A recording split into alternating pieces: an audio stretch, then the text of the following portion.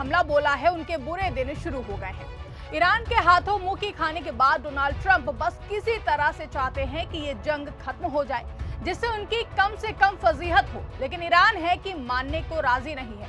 Donald Trump हर दिन कोई ना कोई नाटक रचकर बताते हैं कि वो वॉर जीत गए हैं और अब कोई अटैक नहीं होगा, लेकिन ईरान उनकी सारी नाटकबाजी निकाल देता है।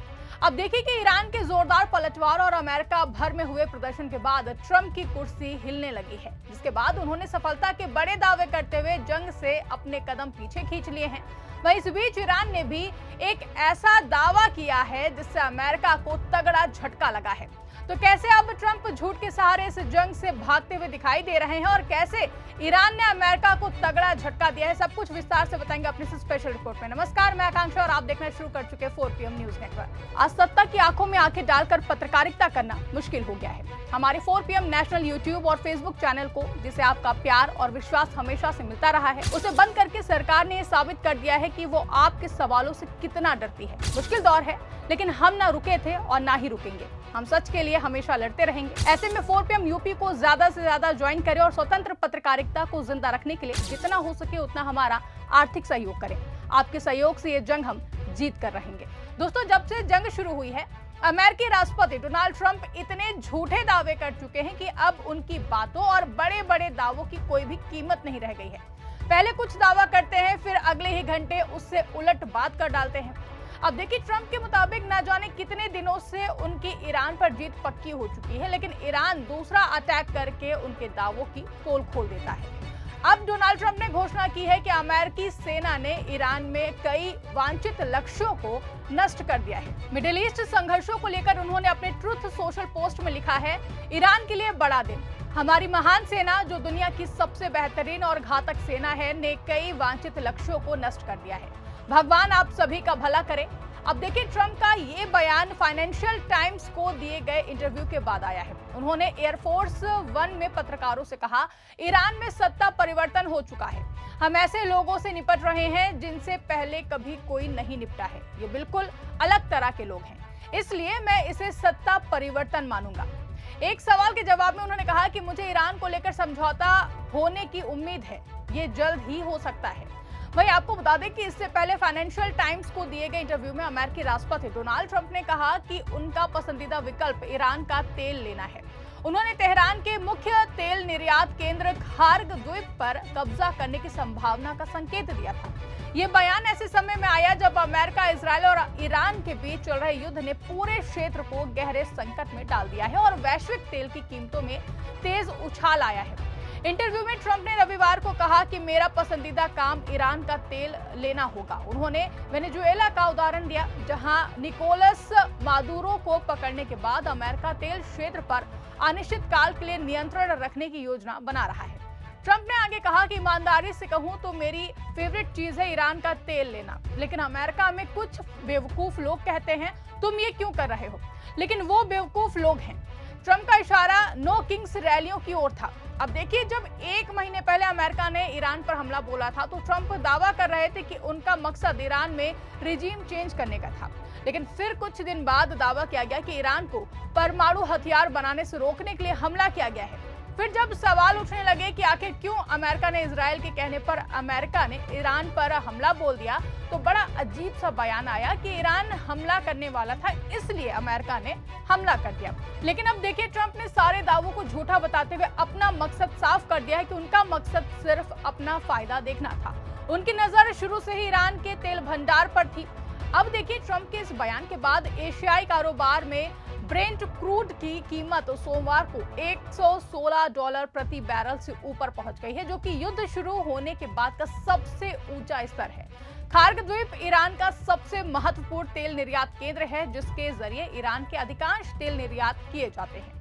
ट्रंप ने संकेत दिया कि ईरान के तेल पर कब्जे का कोई भी कदम खार्ग द्वीप पर कब्जा करने से जुड़ा होगा। उन्होंने कहा, शायद हम खार्ग द्वीप ले लें, शायद ना लें, हमारे पास बहुत सारे विकल्प हैं।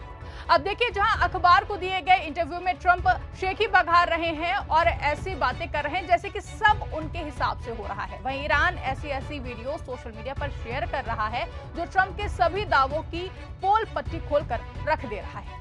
ऐसा ही एक वीडियो ईरान की तरफ से जारी किया गया है जिसमें अमेरिका के अवैक्स विमान पूरी तरीके से तबाह होता हुआ दिखाई दे रहा है।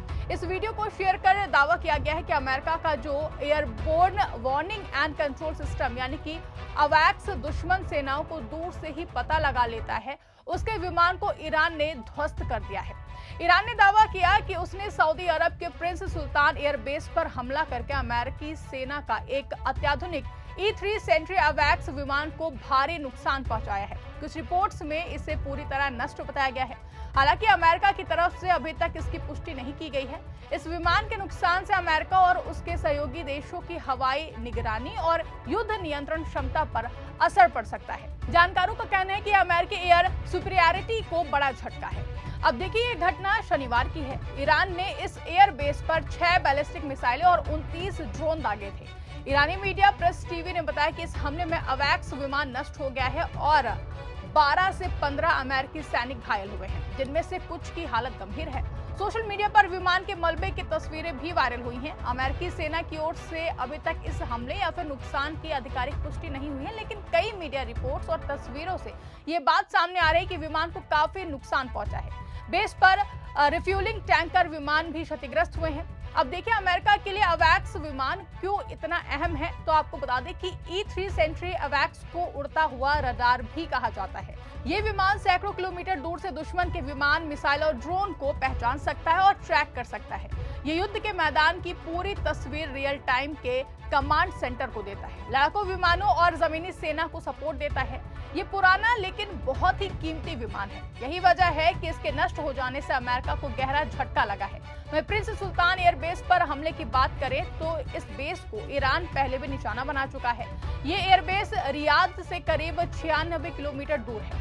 पिछले हफ्ते भी यहाँ 2 बार हमले हुए थे, जिनमें 14 अमेरिकी सैनिक घायल हुए थे। इस हफ्ते कुल 24 से ज्यादा अमेरिकी सैनिक घायल हो चुके हैं। युद्ध शुरू होने से अब तक 300 से ज्यादा अमेरिकी सैनिक घायल हुए हैं और कम से कम 13 की मौत हो चुकी है।